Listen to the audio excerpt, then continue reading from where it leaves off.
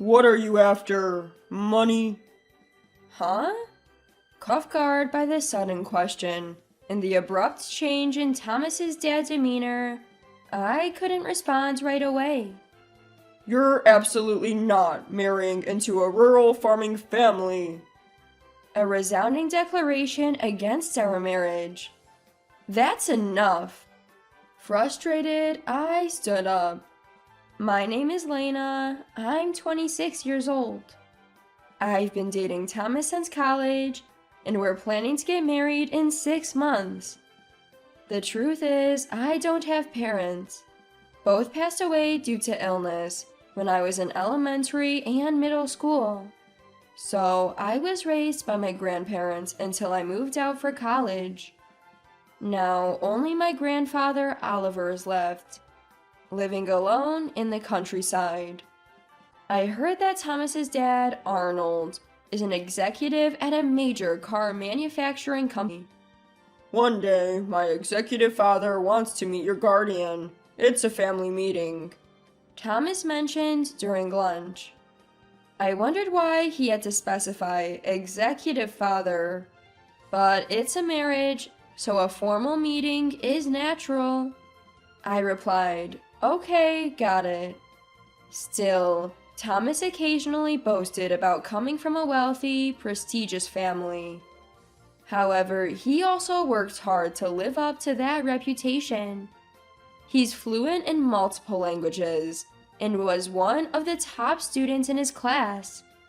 I admired his dedication, so I called my grandfather, who lives far away in the countryside. Grandpa, I'd like you to come with me for the meeting. Sure, it's a bit far, but I'll gladly go for you, Lena. He agreed. But then I had no idea that the family meeting would turn out to be such an unpleasant experience. We were led into a spacious hall at his family home. Even the entrance gate was grand, and the hallway leading to the hall was wide and long. The room was immaculate, with a beautiful garden visible through the windows. Expensive-looking paintings, vases, and flowers adorned the walls. It was clearly luxurious. Dinner was already set. Please, have a seat, urged Thomas's mom, Freda, as I hesitantly sat down. I noticed a man who looked like a chef standing nearby. Freda was dressed elegantly, and I was in awe, thinking, so this is what a lady from a prestigious family looks like. Soon, Arnold arrived. Thank you for coming to the family meeting. He was a good-looking man, a confident smile. Please enjoy the meal, he said. However, it didn't take long for that to turn into a, you should leave. It happened within 10 minutes. So, Oliver, what do you do for a living? Arnold asked. I'm a farmer, my grandfather answered. The moment he said that, Arnold slammed his cutlery onto the table. A farmer? In an instant, Arnold looked up and glared at me with an expression as if possessed by a demon. And what are you after? Money? Arnold shouted in a low voice. What? I was stunned, unable to respond to the sudden accusation and the abrupt change in Arnold's demeanor. Arnold pressed on. A farmer's daughter has no place here. What? Since when is being a farmer's daughter a bad thing? I couldn't catch up. Can't believe she's from a farming family. Smells like cow dung, doesn't it? Thomas, wake up. She's after your money. Country girls like her are nothing but gold diggers. Stunned by his outburst, Thomas stammered, But Lena and I, we went to the same college. She's not like that. That's when Freda chimed in. Oh, please stop. But her voice wasn't one of reprimand. It was mocking. Freda sneered. Even she smiles disgustingly and looks down at me. From a farming family to the same college as Thomas? How rare. So, Lena, you want to join our prestigious lineage? I get it. People who study agriculture are usually not that bright. They had no other options. If you really want to join us, cut ties with your family. Then we might consider it. What is this? I slammed my cutlery down. That's enough. I yelled, standing up. Grandpa, let's go. I urged my grandfather to his feet and stormed out. Good riddance. Arnold's voice echoed as we left. Thomas chased after me to the gate and grabbed my shoulder. I shook him off. What's with your dad's attitude? I was furious. My grandpa came all the way. I was about to say that unless his father apologized, the marriage was off. Unbelievable words came out of Thomas's mouth. But Lena, generally speaking, what my parents said about rural farmers is true. What? I couldn't believe what I was hearing. Thomas sighed. Look, Lena, you'll be alone soon. Being part of a prestigious family isn't a bad deal. Apologize to my dad and join our family. I'll arrange it. This is a cliché. Unbelievable. Who does he think he is? Any affection I had cooled instantly. What the heck? My feelings suddenly cooled down. Let's go. My grandfather spoke up. Yeah, let's go. I yelled back at Thomas, forget this ever happened. Marry whoever you want. Without looking back, my grandfather and I walked away. I'm glad I found out what kind of person he is now. Imagine if we'd gotten married. I was still furious as I saw my grandfather off at the airport. He mumbled, Well, maybe people don't realize the importance of farming until something triggers it. Trigger? We can't live without food. The vegetables in their fancy dishes come from farmers. I didn't realize it then, but I would later come to understand what my grandfather meant by until something triggers it. So Thomas and I broke off our engagement and parted ways. Look, if you just apologize deeply, maybe... Thomas was still saying this during our final conversation. An apology without substance is out of the question. I shot back. I had no lingering feelings for Thomas, whom I had left. Months later, my phone rang. It was Thomas. What does he want? I'm not interested in getting back together. I told you I'm not apologizing. I snapped as soon as I picked up. But contrary to my expectations, Thomas stammered. It's not you. My dad wants to apologize. Please let him offer a sincere apology. I was taken aback. What's going on? Thomas continued formally. We were very reckless in our words and actions. We'd like to apologize in person to you and your grandfather, Oliver. He sounded so contrite. I could almost see him bowing over the phone. Not sure what was going on, but it seems they wanted to apologize to my grandfather.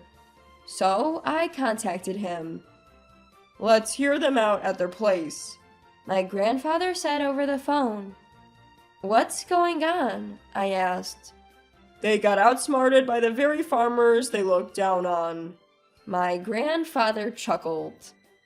We visited Thomas's house again and were led to the same grand room. 5 minutes later, Thomas and his parents arrived, all in black suits. At that moment, I am at a loss for words. Before I could say anything, Arnold, followed by Thomas and Freda, dropped to their knees and bowed deeply, shouting, "We are extremely sorry." I was speechless. My grandfather said, "Do you understand now?" "Yes, painfully so," I replied. I was still trying to catch my breath. Arnold began to speak softly. "A week after my rude comment, Our R&D department informed us that our olive oil supply had stopped and started going to a rival company. By the time he finished, Arnold was visibly shaking. My grandfather, on the other hand, looked relaxed. So, you were planning to use olive oil as a substitute for fossil fuels and engine oil, He said. I wasn't involved in the development, so I didn't know. Arnold replied. That's the point. My grandfather declared. He continued. You see, it's not just about food. Farming affects many aspects of life, and farmers are the ones who make that happen. They are the creators of the Earth's bounty. There's no aspect of life that doesn't involve agriculture. Your company underestimated the importance of farmers. Now you're paying the price. My grandfather revealed that he had been growing olives and producing the oil that Arnold's company had been using. We've decided to partner with a more progressive company. Good luck being on your own. My grandfather said. That's, please, anything but that. Arnold's forehead was probably red from all the bowing. Finally, I understood what had happened. Thomas, probably seeing his father like this for the first time, seemed to think he had to do something. This time, Thomas looked up from the floor and pleaded.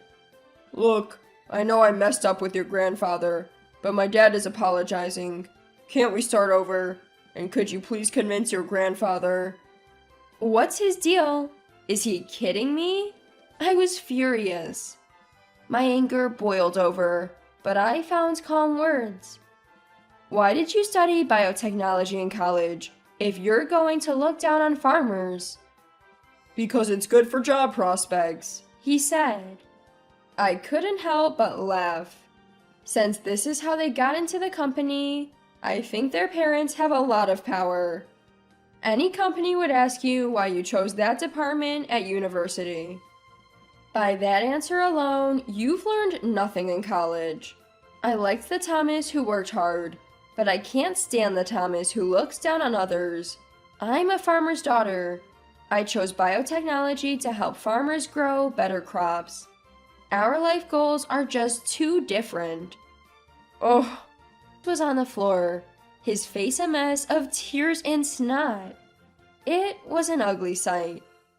If you and Grandpa abandon me, what about Dad? No, and the mom that Dad supports. Freda? I looked at Freda. She seemed to be the most disrespectful one here. Freda lifted her head from the floor.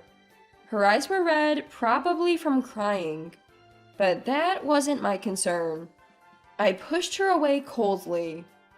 I come from a farming family, and I believe all living things are equal. I respect my grandfather, and I won't cut ties with him. Maybe you should be the one to cut ties with society. Freda had nothing to say. She just lowered her head back to the floor. Having said what needed to be said, we decided to leave. Goodbye, I announced. The three of them tried to cling to us, but we ignored them and left Thomas's house. On the way home, just the two of us, my grandfather spoke. There's a place nearby that uses my olive oil. Want to stop by? It's been a while since we had a meal together. I'd like to catch up. Grandpa smiled, and I returned that smile. In the end, this incident led to Arnold being demoted. Forced into demotion, he eventually retired. The company had to halt the development of their engine oil, which was the cause. Thomas, who got his job through Arnold's influence, had no prospects for promotion. He was forced to resign, labeled as the son of the guy who had to quit. He texted me, I have no financial support now. Please help. I replied, how does it feel to be financially alone? And blocked his number. On the other hand, the engine oil we co-developed with a rising company was doing well. It even won some awards, and Grandpa expanded the factory. I was busy working in the lab, aiming for further improvements. During that time, I met someone in the lab and decided to get married. Sorry you have to walk down the aisle with an old man like me, Grandpa said. No way! I'm so happy to show you this moment, Grandpa. I held Grandpa's hand. Thank you, Grandpa. I was never lonely because you were there, even when my parents weren't. I'm happy now because you were there. I love you so much, Grandpa. The doors to the ceremony opened.